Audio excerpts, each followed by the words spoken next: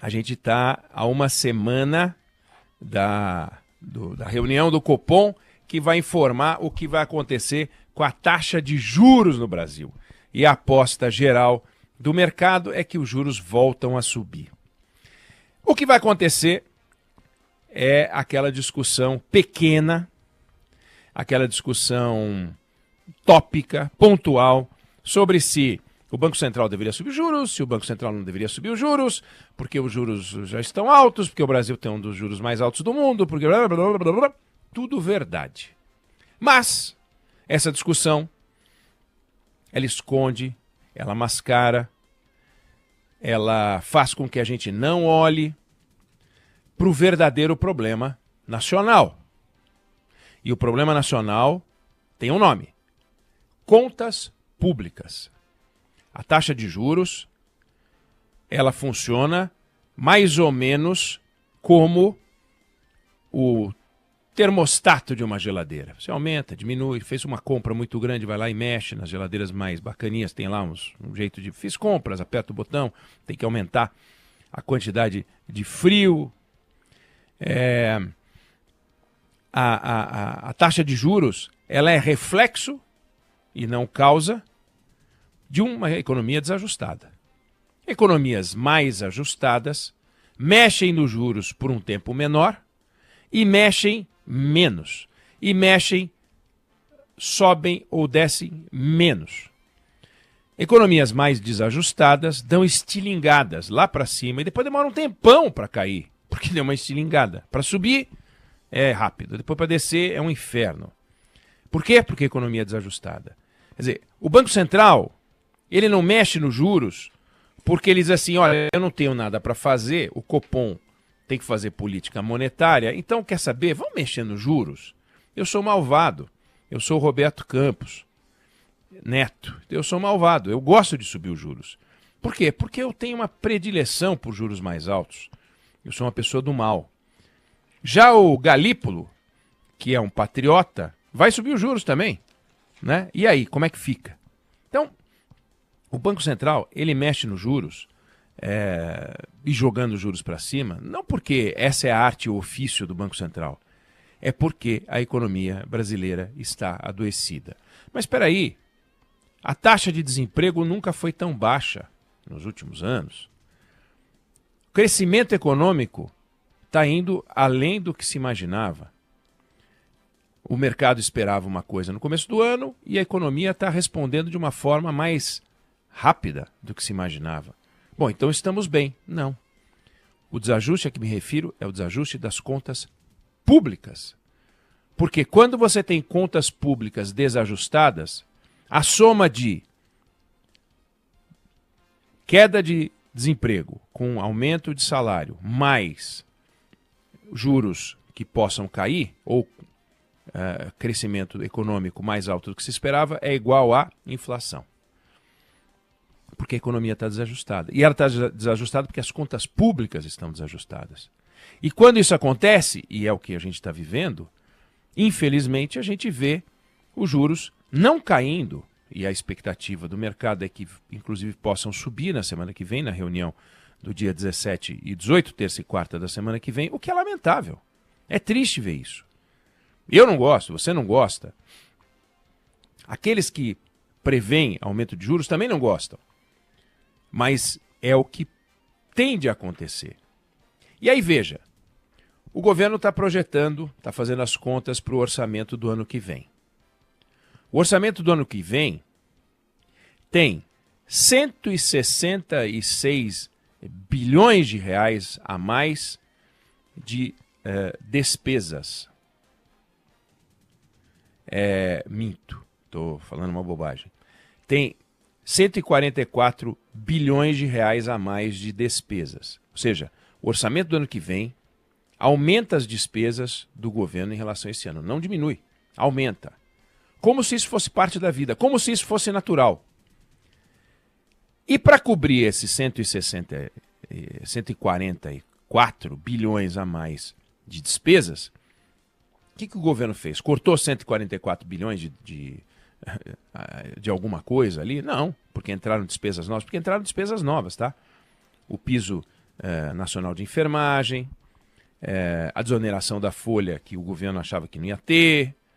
Não achava que não ia ter, mas ia ter, mas tudo bem. Então você vai olhando, o governo falou, bom, precisamos buscar o 144. O que a gente faz? O governo só conseguiu cortar 26 bi de despesa. Ou seja, o governo olhou ali, encontrou 2 bi em gasto com pessoal, encontrou um pouquinho no Proagro, encontrou um pouquinho no INSS, encontrou um pouquinho no BPC, 25,9. E aí sabe o que ele fez? Achou 166 bi a mais de receita. Olha que interessante. Nós vamos ter que pagar 166 bilhões a mais de receita para que o governo possa sustentar o aumento de despesa que ele resolveu. Então, arbitrou uma série de coisas. Aumento de impostos, outorgas que ele estima que vão ser arrecadadas, aí tudo bem, são outorgas do Ministério do Transporte. Agora, o que o governo está imaginando é que vai ter tributos novos para poder cobrir esse buraco. Então, isso é um desajuste de contas.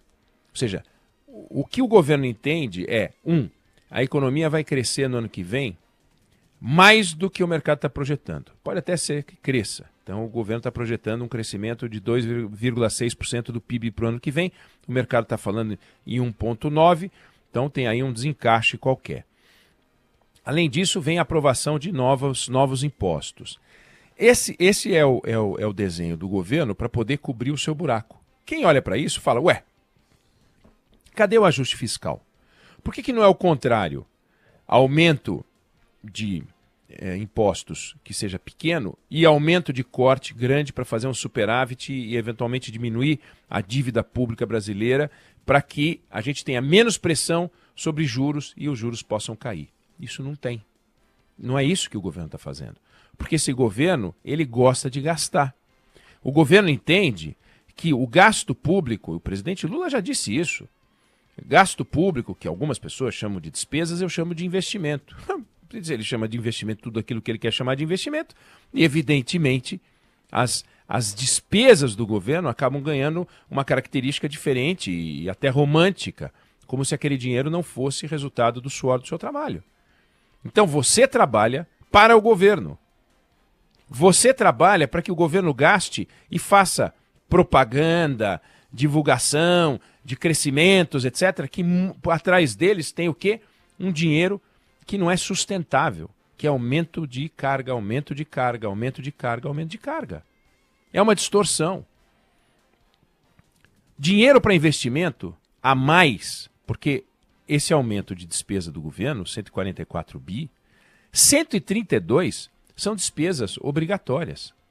Sobram 14. Então o governo vai arrecadar no ano que vem, vai ter uma despesa no ano que vem de 2,2 trilhões de reais e vai conseguir adicionar ao capítulo das despesas não obrigatórias apenas 14 bilhões de reais. Só a mais do que teve esse ano. 14 bilhões de reais. O que dá para fazer com 14 bilhões de reais? Nada. Nada. Pouco. Muito pouco. É esse retrato de um governo que não tem austeridade, que não busca austeridade, que não quer fazer 1, 2 anos de austeridade ou 3 anos de austeridade para, de repente, no 4º ano, conseguir fazer alguma expansão. É esse governo que acaba provocando o aumento da taxa de juros. É esse governo que acaba segurando a queda da taxa de juros. É esse governo que acaba pressionando a política monetária. O Banco Central, o Copom, precisa reagir de um jeito chato. É novidade? Não. A gente tem déficit público há 10 anos. É novidade? Não. Quando o governo tucano fez o Plano Real, a única coisa que funcionou foi a política monetária. Também o ajuste fiscal não foi feito. Não conseguiu. Então, governo fazer ajuste fiscal, esperar de governo que reduza despesas, esperar de governo que trabalhe para você, esperar de governo que não trabalhe para favorecer o deputado, o senador, que recebem 50 bilhões de reais de emenda, por que não corta? Né? Não, imagina cortar 50 bi. Se cortar 50 bi, podia ter uma pressão menor sobre o caixa do governo. Mas isso eu estou falando, uma heresia, uma coisa imbecil. Tá aí um cara que não entende nada de política, falando uma asneira. É uma asneira mesmo, porque eles não consideram essa possibilidade. Pergunta se tem algum tribunal que considera a possibilidade de fazer redução de custos. Pergunta se no Tribunal Superior do Trabalho eles estão discutindo nesse momento a redução da estrutura do Poder Judiciário trabalhista. Não estão. Pergunta se o Tribunal Militar, a estrutura do Tribunal Militar, tem lá o Superior Tribunal Militar. Pergunta se eles estão pensando em fazer redução, posto que mal e mal tem o que fazer. Pouquíssimos casos por ano, mas tem uma estrutura gigante. Ninguém pensa num negócio desse. A gente tinha tribunais regionais, né? Os TRFs, e abriram um em Minas Gerais. Vamos gastar dinheiro. Por quê? Porque o dinheiro não tem dono. O dinheiro é teu. E se é teu, não tem dono. Então, como o dinheiro não tem dono e o governo pega esse dinheiro e faz o que bem entende com ele, além de transferir para fazendo bondades, além de abrir negociações com estados que não tem que abrir coisa nenhuma, os estados têm que pagar a dívida que eles contraíram, porque está no contrato que eles assinaram, e agora vai lá o Supremo Tribunal Federal e dá umas canetadas e libera estados de pagar os juros, de pagar as parcelas da dívida. Então, entre eles se entendem, os engravatados do poder, os eleitos, pegam a sua grana e fazem com ela o que bem entendem. E só é para você o quê? Pagar a conta, pagar o espeto. E aí vem a política monetária e diz, bom, isso tudo vai acabar produzindo o quê? Um aumento na inflação, a inflação vai ficar talvez na meta, porque a gente vai trabalhar forte para isso, mas vai ficar no topo da meta, não no centro da meta. Não na casa dos 3%, vai ficar na casa dos 4,5%. Olha que vitória extraordinária. A custa de quê? Juro alto. A custa de quê? Segurando a queda de juros. A custa de quê? Da sua incapacidade, da sua impossibilidade de ir para um banco e pedir um empréstimo a um juro razoável. Claro que você não pega empréstimo a Selic, mas baliza o mercado. Então, o governo está trabalhando contra você. Os governos sempre trabalham contra você. Você acha que eles trabalham a seu favor. O governo só trabalha a seu favor quando ele não faz nada.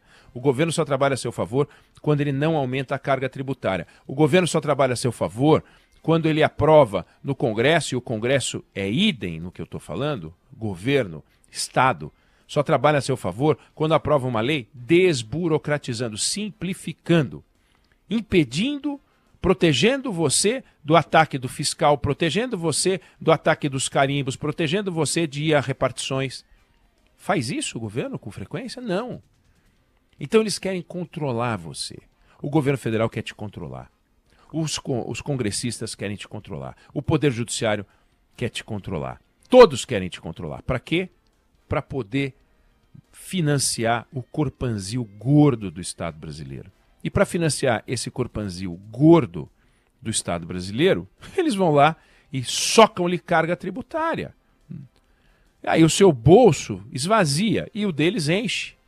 E é assim que funciona. Resultado, a economia está desajustada, precisamos aumentar a taxa de juros. Precisa mesmo aumentar a taxa de juros. Porque a economia está desajustada e a economia fica desajustada porque aquilo que parece bacana, redução de desemprego, aumento da massa salarial e aumento do crescimento econômico sem uma estrutura financeira, o fiscal do governo funcionando direito, obriga esse aumento de juros. Para você pensar e ver o seguinte, não cai no discurso dessa gente, governo de esquerda, governo de direita, tudo da mesma porcaria. Eles sempre dão um jeito de aumentar a carga. De Dom João VI para cá, a carga só subiu. Entendeu? Da República Velha para cá, a carga só subiu. Da ditadura Vargas para cá, a carga só subiu. Da Constituição de 46 para cá, a carga só subiu. Da Revolução golpe de 64 para cá, a carga só subiu. Da democratização para cá, a carga só subiu. Escolhe o período histórico e traz para cá, a carga só subiu. E é assim governo após governo. Não tem um governo que reduziu a carga tributária. Porque eles entendem que evoluir é aumentar a carga.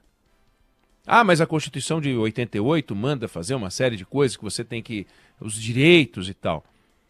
Quer dizer que fazer os direitos todos, exercer, atender aos direitos da sociedade, necessariamente envolve gastar mais. Não dá para gastar melhor, não dá para ser mais racional. A tecnologia que reduz custo em todas as áreas não reduz os custos do Estado. A inteligência artificial que está aí para te ajudar não ajuda o Estado a custar menos. Então é aquela montoeira de ministério, montoeira de secretaria, montoeira de tudo. Para quê? Ministério da Pesca, pelo amor de Deus. Para que Ministério da Pesca? Sem Ministério da Pesca vai ter menos peixe no mar? Que coisa mais imbecil. Mas nós temos que ter Ministério disso, Ministério daquilo, Ministério do Porto, Ministério do Transporte, Ministério do... Ministério... Daqui a pouco vai ter Ministério do Embarque e Ministério do Desembarque. Que afinal são coisas completamente diferentes. Entrar num avião é diferente de sair de um avião. Porque uma coisa você está indo, outra você está voltando. Então faz dois ministérios. Ministério do Embarque e Ministério do Desembarque. É uma coisa patética. Você vê a crise em torno do Ministério dos Direitos Humanos. Quer dizer que se não houvesse o Ministério dos Direitos Humanos, o governo Lula não teria direitos humanos? Os direitos humanos não podem ser uma secretaria do Ministério da Justiça, posto que direitos humanos são uma questão de justiça? Não, tem que ter um Ministério dos Direitos Humanos. Tem que ter um Ministério dos Esportes. Tem que ter um Ministério da Cultura. Não pode juntar, porque se juntar, começa uma confusão e esse governo, ou os governos não aguentam uma confusão, uma pressão da sociedade para dizer, escuta, em nome da racionalidade. Não tem racionalidade. Tem a vontade de gastar. E nessa vontade de gastar, resultado, a gente paga com os juros. É a gente que paga essa conta. Paga com mais tributo e com mais juros. Eu não sei se você concorda ou discorda, mas essa é a opinião que eu tenho sobre o assunto.